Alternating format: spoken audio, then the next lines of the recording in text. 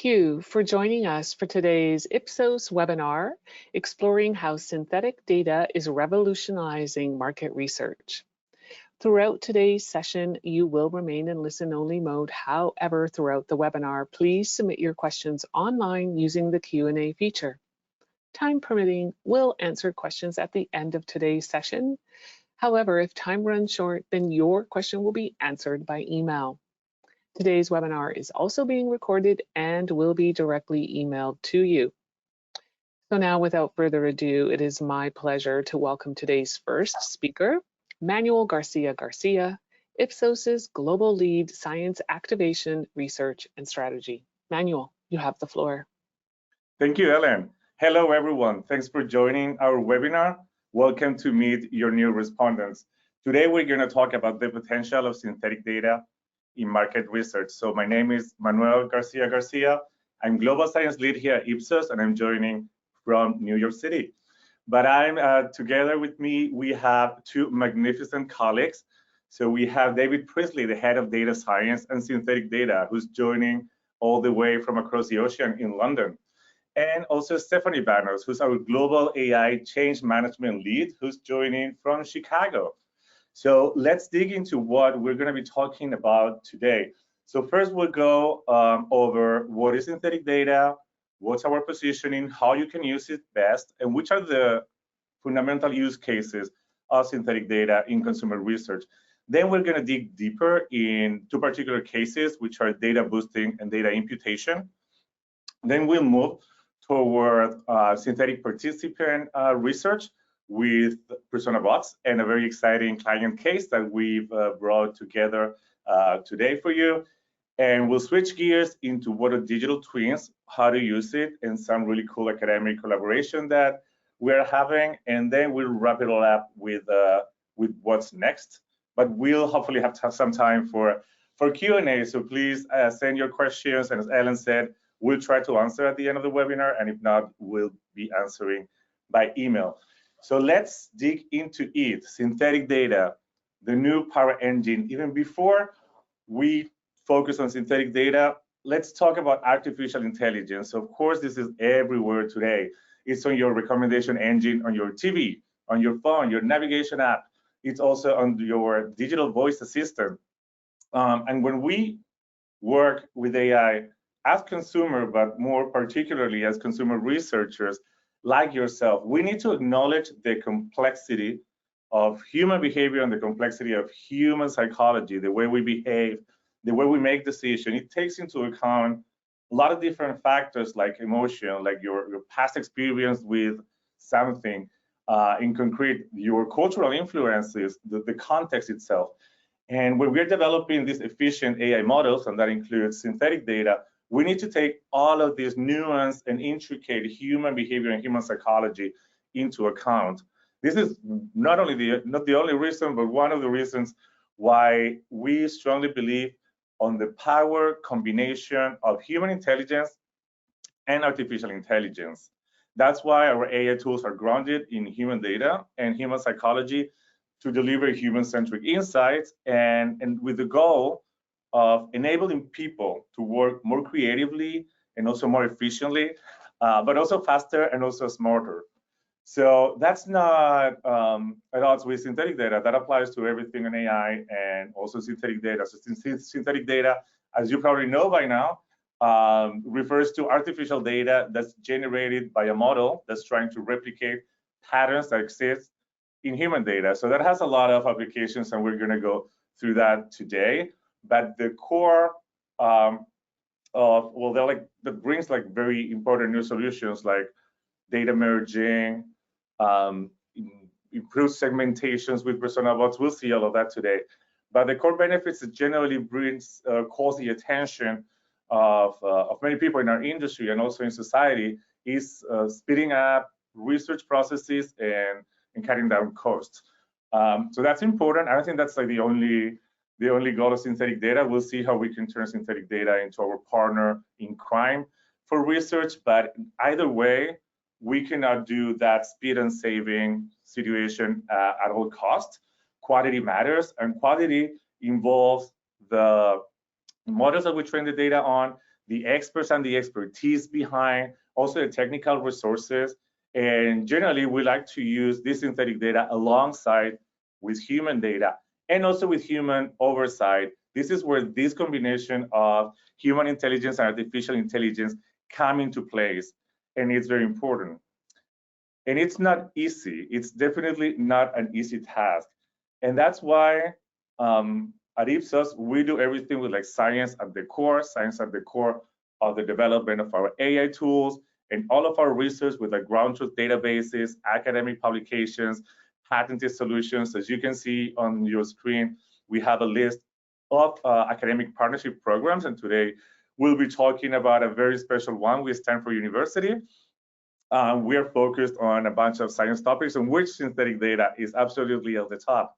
And that's why we're actually like at the edge of innovation, and that's being acknowledged and recognized because we've been ranked #1 most innovative research agency globally for like 5 or 6 years in a row by Green Book reports.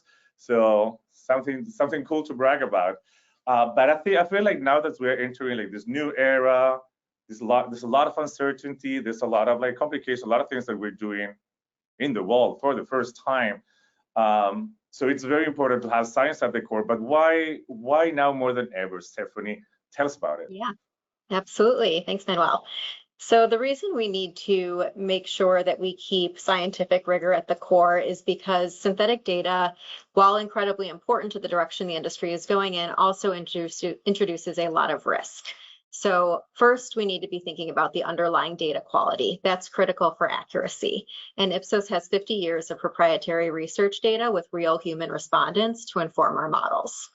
This also ensures that we have good representation and can protect against bias. The breadth of our data also ensures that our results don't become watered down or mediocre in their reflection of the human understanding, or otherwise inadequate for use cases where synthetic data is applied. And we will definitely get into those in just a moment with David. So to ensure our commitment to rigor every step along the way, we introduced an evaluation framework at the very start of our AI journey called Truth, Transparency, and Trust.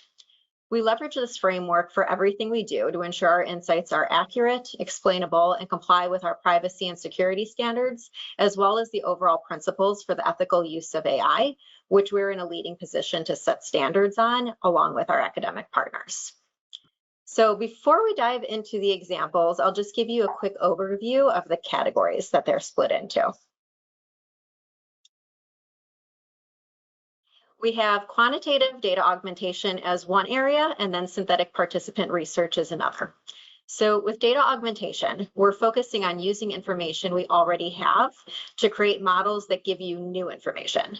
So filling in gaps with imputation and creating new observations with boosting. Conversely, synthetic participant research uses synthetic data in place of human respondents, but of course informed by human respondent data in the first place. So all of these use cases are active today in various stages of testing or production, and we're really excited to jump into those details. So over to you, David. Thank you very much, Stephanie. As Stephanie's just highlighted, we're first going to dive deeper into that quantitative data augmentation bucket by speaking a little bit more in depth about boosting and imputation. So I suppose the first question is, what is data boosting? The way that we see it is taking existing information that you have, existing data that you have, fitting a quantitative generative AI to that information, and using that model to create new data, synthetic data. This synthetic data can be used in its own right, or it can be added to the real data set to create a hybrid sample. This hybrid sample can be used to support various different things like improved data availability for niches to improve granularity of insights, or for sample comprehensiveness.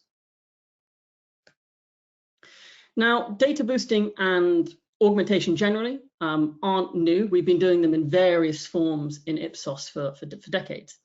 But what is new is the way of doing it. The latest generation of generative AI have truly changed what's possible. And as a result, the conversations that we currently have about synthetic data are candidate solutions to old problems. They're candidate solutions to things that you have been talking about for years. And because it's so emergent, it can be quite hard to marry those two ideas. When we're talking about the things that we've always spoken about, what makes it kind of tick and flicks a switch to think this might be a data boosting use case? Which is why we have just pieced together and put together some examples, some things that you might be saying, your teams might be saying, or even we might be saying, which might indicate data boosting is relevant. So for instance, your bread and butter example of, I wish I had more of sample brand X or age Y, or really any variable in your questionnaire or any demographic that you have. Or you could have aggregate level data, a market report, census, or even a quota. And because of the trials and tribulations of field work, your sample hasn't ended up quite in the shape that you wanted it to be. You can use the extra granularity afforded by data boosting and synthetic data in conjunction with that aggregate level data to help you recompose your sample, make it more representative. Or if you have a downstream analysis or modeling pipeline, and that modeling pipeline, like lots and lots of them nowadays, is incredibly data hungry. It's a well scientific evidence use case that you can add synthetic data to your modeling pipelines to improve or possibly improve the generalizability of analysis, the model, and insights further down the analysis stream. Or in a longitudinal sense, if you have a tracker with a big initial study or intake study, what you can do is fit a data boosting model here and use your future waves to collect enough respondents to contemporize that synthetic data model's behavior such that you can reduce the size of your waves in the future, and that has obvious inherent cost benefits.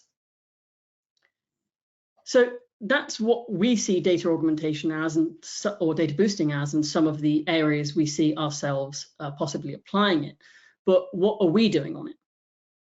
Well, we're building our own, and we have built our own generative AI paradigms specifically for this. To set the scene, we have to cast our mind back maybe a year or two when synthetic images or images from generative AI started popping up all over the internet. And these images were honestly quite strange. That, you know, we were talking 6 fingers and 3 arms, discontorted faces, glassy eyes. And then nowadays you can be scrolling through social media or whatever, and you can go past an image and not even realize it was generative AI. That leap in quality was due to a modeling paradigm advancement called diffusion. Now, these diffusion models are built specifically for image data. So we asked ourselves a fairly simple but radical question. Could we build such a model specifically for market research data? And that's, over the past year, exactly what we have been doing. And that quality shift that we see in the image world, we see this too in the market research synthetic data world. Now, this isn't a kind of new modeling change or something techie behind the scenes. It's such a quality shift that it fundamentally opens up new possibilities of innovation and research application with synthetic data that were not possible beforehand. One example of this, so in healthcare, the data relies extremely strongly on the intricate relationships of the niches, the values, the variable values, the intricate relationships found there within. But it's also intensely sensitive and private, so it cannot be analyzed readily. So we created a synthetic boost of this data set. This boost was 98.2% identical and was completely privacy safe, which means that we can safely analyze and dive in to those niche subgroups for extra insights and granularity. We also apply data boosting in our product tests.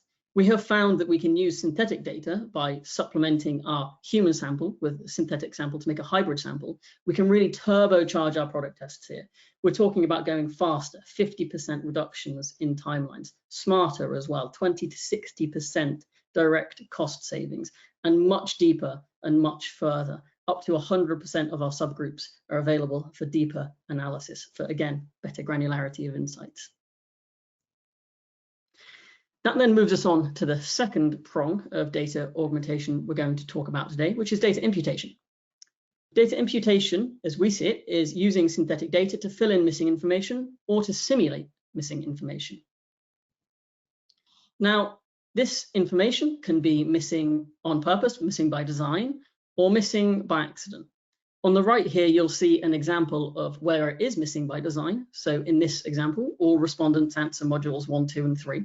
Respondent 1 here answers module 4 and 5, but doesn't answer module 6 and 7. So they will get a synthetic module 6 and 7. This means that we can reduce the length of interview and reduce the respondent burden and subsequently increase the data quality. But it also has more novel applications than that as well. Let's say you have a historical question bank. There's a question that you've dropped from your study that you used to ask. You can use that wealth of data to train an imputation model and simulate what your new respondents could have said. You can also flip that on its head and do the opposite. Once you've built up a suitable data bank of your new question, you can train your imputation model on this and see what your previous respondents could have said. And it has direct simulation applications too. For instance, if we can go in and manually change an answer to module 4 and then impute module 5 and see how that would have changed. If this person preferred a different brand, if this poor person was of a slightly different demographic, how could their answers have possibly changed? What we're doing on imputation is similar to what we're doing on boosting. We're building our own bespoke generative AI specifically for this.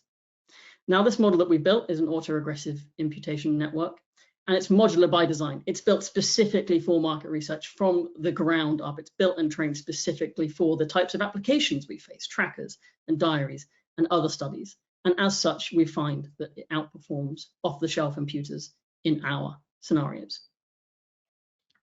An example of where we have used this is a study for an online retailer. They ranked 40 different brands, lots of different brands of 47 attributes. And as such, as you can expect, this is an especially long and exhaustive survey. People will get halfway in, they'd straight line, they'd randomly click, and the data quality would be suboptimal and in some cases unusable. So we asked ourselves the question, what if we could simulate a particularly problematic section of that interview, use synthetic data to replace some of those questions and impute them instead? And we found that we could reduce this section by 50 to 60% and maintain over 90% of the statistical information, 90% accuracy. Now, it's worth saying that this 10%, let's call it modeling error, but there's also sampling error in there too.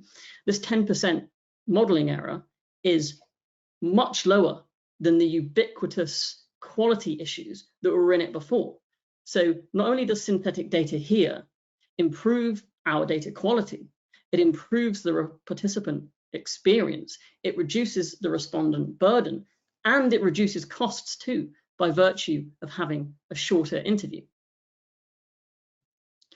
So that covers our first two buckets on data augmentation. It's now time to talk about synthetic participant research. And to do that, I'll hand you back to Manuel. Thank you, David. Yeah, let's shift gears to synthetic participant research. Let's talk about humanizing marketing with AI-powered personas. This is a very popular thing, the Ipsos persona bots. So first of all, what are persona bots? So we're talking about AI-powered chatbots. This is not like, of course, the Gen AI that you're using every day on your cell phone, your computer, for everything, because it's based on solid research data from like basically everything you know about your segment, about your target, basically a synthetic personification of all your research that you have on your demographic segment.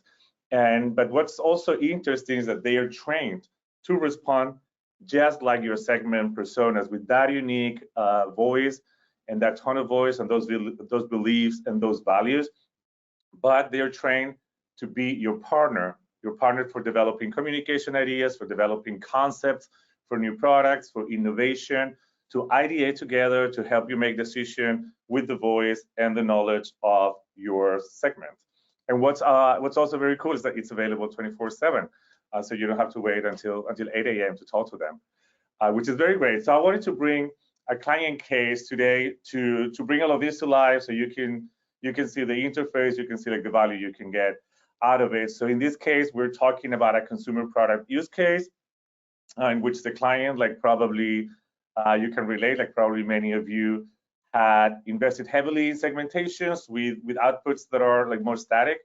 Obviously, that is like PowerPoints, data tables, and they wanted to test these persona bots to basically zoom in this segment and use it to work with them for the development of concepts and the development communication. So in this case, we're talking about male grooming, and we're working with persona bots from Germany, based on data, obviously from that market. So here you can see the interface. It's like very seamless, very easy.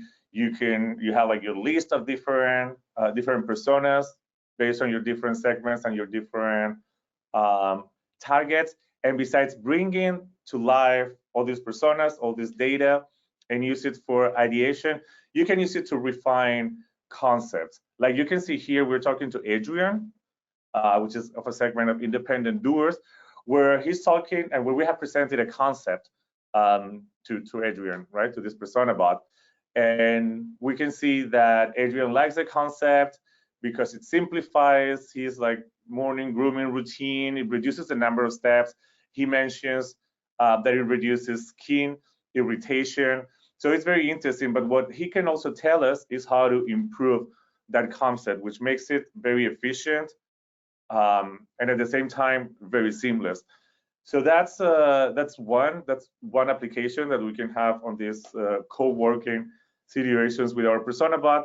We can also work on developing ideas for communications. Like here, we're still talking with Adrian, and we can see that he suggests some key visuals and messaging that would work for people like him, which is obviously that target. He also talks about social media teasers, even video demos that brings everything to life in a very easy, in a very seamless, in a very actionable way.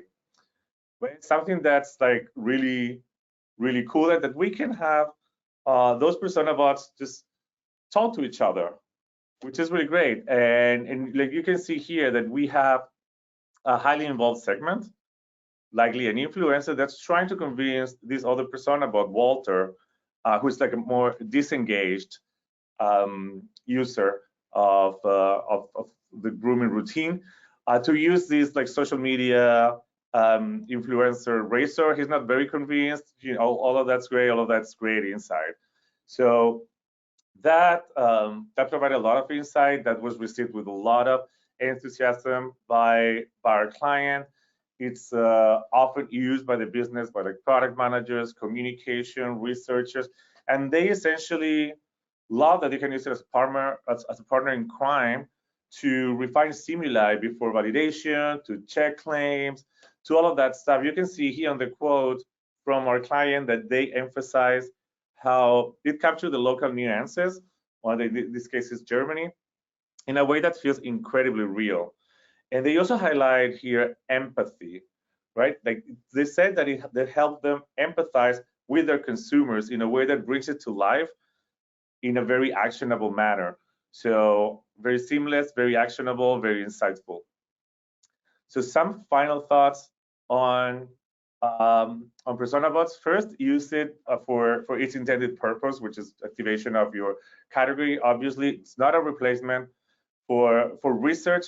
And something that's important to keep in mind is that even if we, as we've taught, we take science rigor very seriously, and we have all those guardrails to avoid biases, to avoid hallucinations, this is still AI, and a bot is useless without a user. So it needs you to use your human judgment also when using it, and that brings us back to that combination of human intelligence, artificial intelligence, and that human oversight to make these most efficient.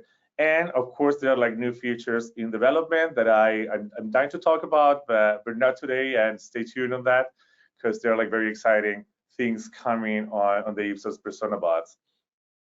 So there's very often a question that we get from clients, that is, what's the difference between a persona bot and a digital twin? We get that very often, and I'm going to let David answer that question. Thanks, Manuel. You're right, it is a question we get very often. It's a very important question. And the answer lies in the kind of level of abstraction. So the way that we see it, a persona bot is an abstraction of multiple individuals. It's a personification of a segment, a conversational personification that, of course, has lots and lots of benefits, as you just articulated, relating in the kind of conversational exploratory research and product development. A digital twin is different. A digital twin is an agentic workflow, a collection of models and a collection of agents that all work together to try to mirror the thought patterns, the behavioral patterns, and the response patterns of an individual person. Is this one-to-one? Everybody on this webinar today could have their own digital twin. It's about trying to replicate a specific person's answers and behaviors. Now, we're acutely aware that out of all of the webinars so far, this one sounds like the most science fiction. And a few years ago, that absolutely would have been where it belonged. And it takes a lot of work for science fiction to become science reality, which is why on this, we're partnering with Stanford University. Back in the November of last year, Stanford University published a watershed paper, a very seminal work, in specifically the creation of generative agents for taking surveys, or as we know them, digital twins. We were naturally, obviously, extremely excited about this and equally cautious and committed to the rigor which we've already discussed.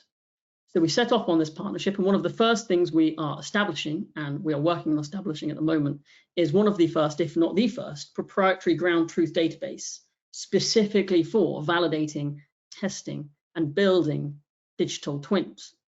Obviously, to build a digital twin, you need extremely rich and nuanced data about an individual. That's the type of AI that we advocate based in human intelligence, working with human intelligence. And to do that, you need to be able to collect that data, which is what we are currently undertaking.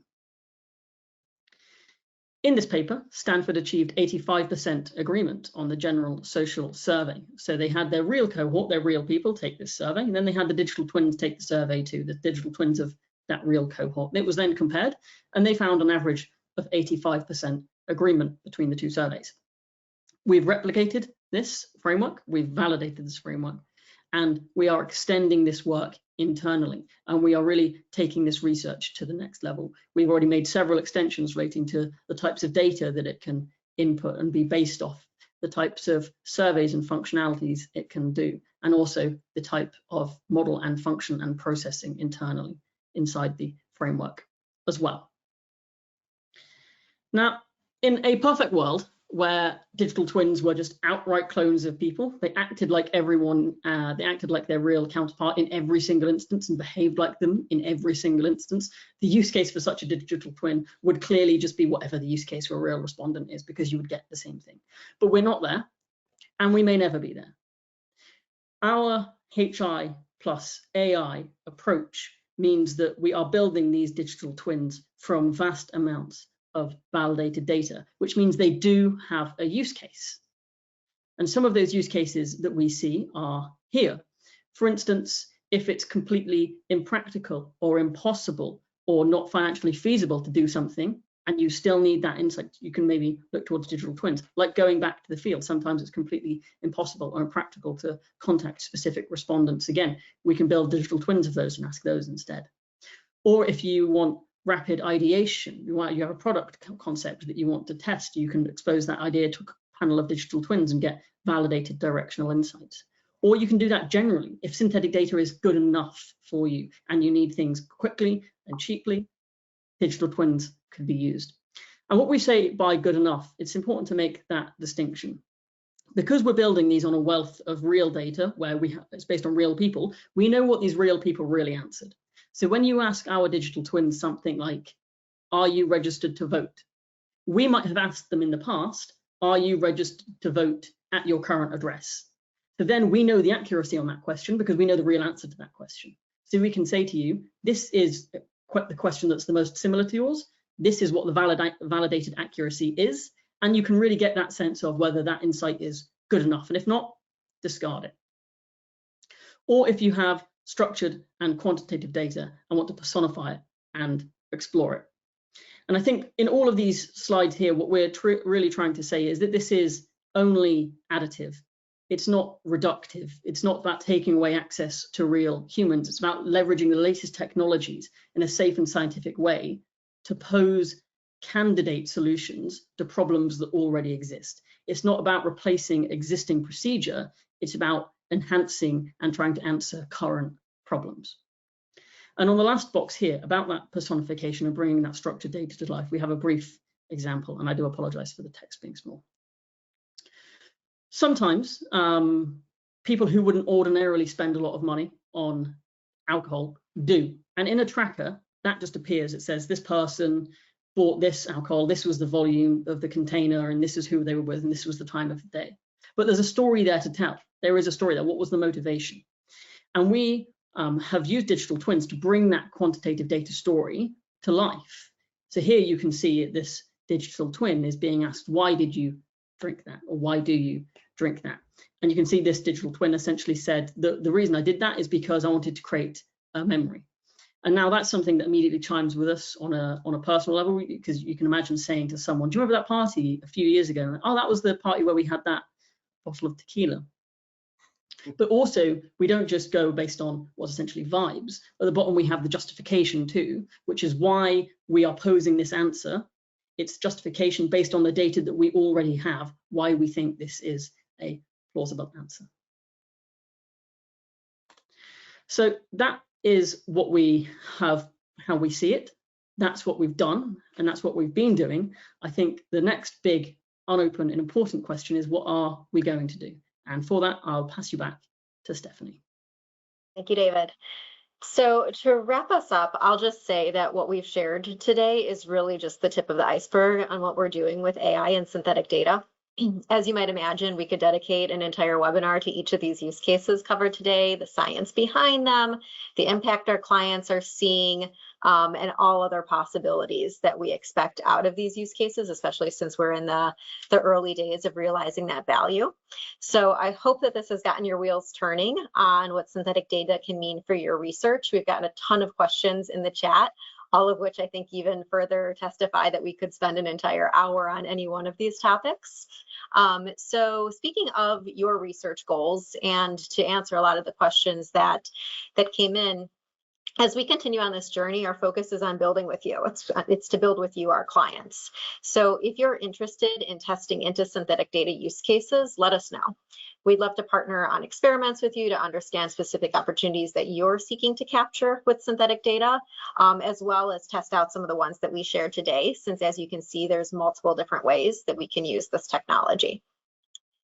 Second to that, there's plenty of ways that we're already seeing benefit from AI and synthetic data. We didn't get into the details of our broader AI solution set today, but we're using it for product and service innovation, creative testing, social listening, activating segments with our persona bots, which we did cover, and a ton more. So we'd be happy to get into more detail around those, share demos, share case studies. We're also going to have a webinar later this fall where we speak to more of those solutions. And lastly, if there's anything that you're keen to explore that we didn't cover, just let us know. Everything that we're doing is grounded in feedback from our clients and real needs in the marketplace. So we'd love to hear what you're seeking to do and discuss co-creation opportunities on new solutions to meet those needs. So tons of questions have come in through the Q&A, which we'll jump to next. But first, I wanted to share with you all my direct contact information. So feel free to reach out to me about any of this. We're happy to schedule one-on-one follow-up calls. I can also address other questions that you may have on our broader AI solution suite. And then if you're just curious to learn more about Ipsos in general, if you're new to us, you can reach out to info.na@ipsos.com, and we can share you some overview information about Ipsos as an organization in general. So with that, we have actually a pretty good amount of time to get into some of the questions that we received. I was jotting them down on the side here as they were coming through. So I am going to just kind of go in a very, very various order. So it may not be the most fluid Q&A since the questions were all over the place. But I think the first one, David, I think we can jump back to you on, is how can businesses assess quality and reliability with synthetic data, right? So how do we ensure, through the combination of the scientific rigor that we're providing and the human intelligence, that insights from synthetic are reliable for business decision making? It's a good question, and it requires a deep and nuanced answer. But on the face of it, we break our validation down into three separate buckets: what we call fidelity, then privacy and novelty, and then utility. So the first questions we ask ourselves when we've created this data, is this actually good synthetic data? From a statistical point of view, is this even any good? And then the second thing that we ask is it safe and does it contain new information? Because otherwise it's basically just waiting. If it doesn't contain new information, it's just waiting, which is handing me the same thing. So is it good? Is it safe and does it contain new information? And then the last thing is it useful? So when it gets to the client service teams and it gets to the client, is it supporting what they want it to support? Does it work in the way they expect it to work? Does it behave in a way that's consistent with their expectation and their subject matter expertise? Which is why we take the approach that we do, and it's a constant feedback cycle, which is why we don't kind of advocate for this send us your data, send us your real data, send you back some synthetic data kind of thing. We advocate for a really holistic approach to generating synthetic data, because the data scientists don't know the data inside out. It's possible that you create a new observation. That new observation could be like a genuine insight, like a combination of age and income, or it could be in like a product case, a car and a car make that don't go together, which you always need the subject matter expert in the loop to make sure it's useful. So in summary, is it good? Is it safe and new? Is it useful and real? That's great. Thanks, David. Next one, I want to pass over to you, Manuel, going back to the conversation around persona bots. And you touched on this a little bit, but I think it's a good opportunity to reiterate. Are there any use cases or types of research that persona bots are more or less suited for?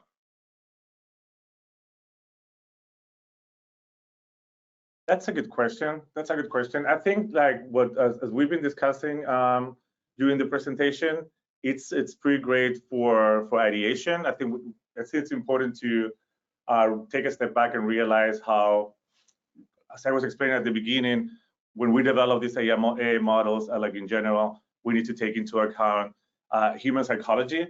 So that makes like the way we've developed these persona bots, it was like taking into account the way we think, the way we feel, our cognition, and to make them great partners in crime, and that makes them like very optimal for things like finding concepts, like ideation, like helping on decision making in a way that makes it very seamless. It makes it like very human. Yeah, absolutely. And I'll add to that as well. With persona bots, the way that a lot of our clients have seen value out of it is when they've got their segmentation studies and they have their different audiences, they're looking for other stakeholders in their organization to understand those audiences. And when developing campaigns or concept ideas, or product ideas, to be doing so in a way that's cognizant of their target market.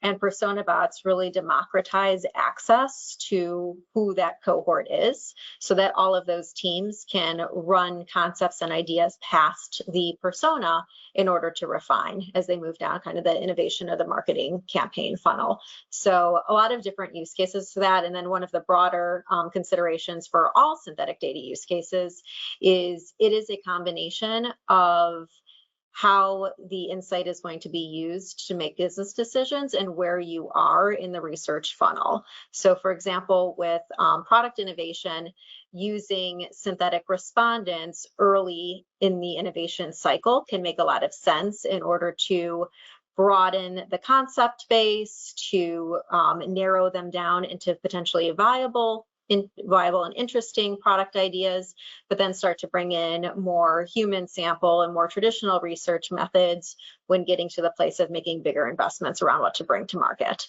So again, like it really depends on an organization's individual comfort level with having something that is a combination of human and synthetic in their decision making. And of course, as time goes on, there'll be more and more comfort around that. But right now, we're typically seeing very few going full synthetic as an interest and more about a supplementing combination. David, anything you want to add to that as well? No, I think that covers it very nicely. Okay, great. All right, let's go to we have one. There are a couple of different questions that came in, so I'll hit them briefly on projects that you guys are currently doing with our teams and whether you can introduce synthetic to that specific project. I think we'd have to evaluate those ones case by case. So feel free to reach out to your project team, mention that you saw this webinar, that you're curious to learn more as it relates to your specific research interests. And yeah, we can absolutely explore what's possible there. Let's see, David, I'm thinking, let me pass this one to you. Switch it. Okay, so interested to know whether AI models are trained with just customer data or other data, and where the different data sources come from. So to the extent that you can answer this in a proprietary way. Yeah, no, of course. No, it's a good question. So for data augmentation, it's the power is in the models, not in the model's knowledge, right? So for synthetic participant research, we would typically say the power of that model is in the knowledge it already has, because these are based on pre-trained models, prior-fitted networks, large language models, etc. For data augmentation, the power itself is in the model. These are very fast learning models and efficient models. So those, for quantitative data augmentation, those are solely fit exclusively on the data that you provided. So not just your data, but literally only the single data set that's in question. If you want to boost this questionnaire, that questionnaire is the input. Synthetic participant research, we keep all of our models in safe rooms, and we all have master service agreements with all of the different frontier model providers. So everything is kept quarantined. There's no cross, apart from the things that we do on our panels, like of our own volition. There's no cross customer contamination between any of the model learnings, especially for like digital twins and stuff. Excellent. Actually, on digital twins, there was also a question around, should they be used to survey people individually, or should it be treated more as a collective sample of digital twins? It's a good question, and it's got an interesting answer. So the answer really is, it's up to you. So the digital twins are each validated individually. So let's say you create a panel of digital twins. The way it will work is you'll have a catalog, and you will select the digital twins that you want to be part of your panel, part of your focus group. So the digital twins are really, think of them like building blocks. They're individual pieces of the jigsaw, and you can make whichever jigsaw you want of this digital twin puzzle. You can pick all of the different digital twins you want and put them all together in a different way. You can speak to them individually. You can have them as a group speaking to each other. You can have them as a panel and have them all do the same thing at once. It's really, in many ways, the imagination is kind of the limit of what you want to make these things do. There was one too on persona bots for B2B audiences, and if that's possible, and our confidence level on that versus B2C. And I would say the confidence level is the same, because persona bots are based on respondent data. So if we've conducted a B2B segmentation study, or you have B2B segmentation studies that you've done with others, we can build persona bots on top of that. So that's a quick one that I wanted to answer. And Ellen, I know we're at time, so I'm assuming we'll need to take the rest of these offline as follow-ups, which we'll definitely do. So thank you guys for sending these in. Yeah. Yes, it is very true that there are a lot of questions in here, but we will be responding to everyone directly. I just really want to thank you, Manuel, David, and Stephanie, for today's really amazing and detailed discussion. Thank you all for joining us. In addition, be on the lookout for an email with a link to today's recorded presentation. That will take maybe a day or two to come your way. But will definitely be coming. Of course, at any time, please reach out to us directly. Stephanie did provide a direct email for herself, so please reach out. That now concludes today's amazing webinar. Have a wonderful day, everyone. Thank you. Thank you.